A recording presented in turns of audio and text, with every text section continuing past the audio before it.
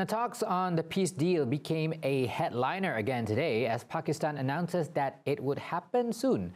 More on that later. Plus, a senior Hezbollah commander along 11 people were killed in the latest strike in Lebanon, a conflict Israel refused to withdraw from as the country is part of its plan to establish Greater Israel.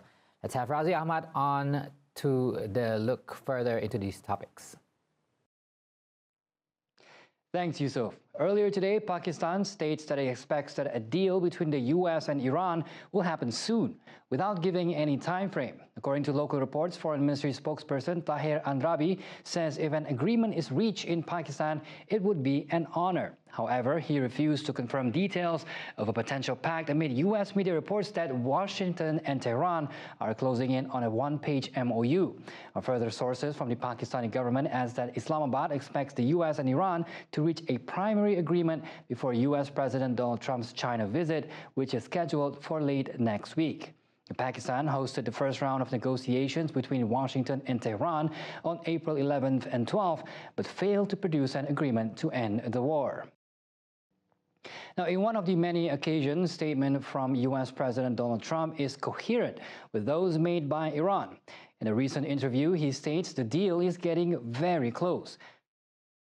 With that being said, they want to make a deal. We've had very good talks over the last 24 hours, and it's very possible that we'll make a deal. Yeah, please. Thank you, Mr. President. According to multiple reports by U.S. mainstream media, one of the agreed terms is that Iran must hand over its highly enriched uranium to the U.S. Now, when asked, Trump replied, no, it was not part of the deal. However, the U.S. demanded that Iran must pledge not to operate any underground nuclear facilities.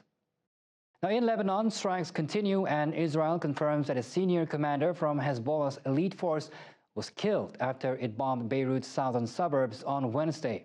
On top of that, Lebanon's health ministry reported 11 other deaths following strikes across the south and the east. Benjamin Netanyahu states that the strike was meant to subdue Hezbollah's Radwan force, but it does not justify their daily attacks on the country.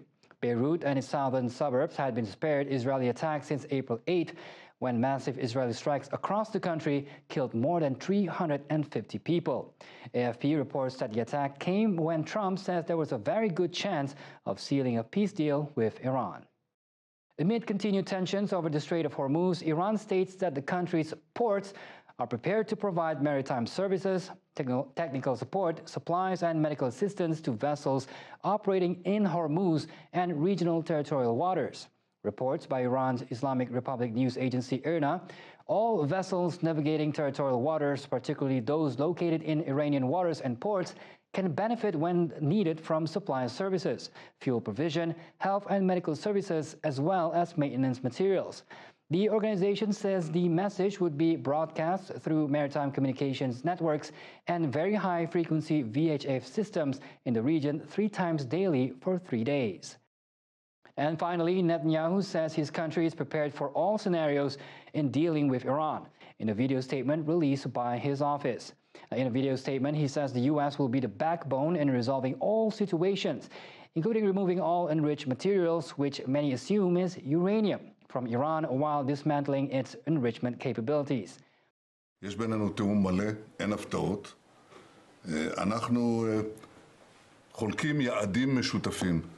והיעד החשוב ביותר הוא הצעת החומר המועשר מאיראן, כל החומר המועשר, ופירוק יכולות ההעשרה באיראן. הנשיא טראמפ מאמין שהוא יכול להשיג את זה בדרך זו או בדרך אחרת. אנחנו אבל ערוכים לכל תרחיש, וזו ההנחיה שלי גם לצה"ל ולגורמי הביטחון שלנו.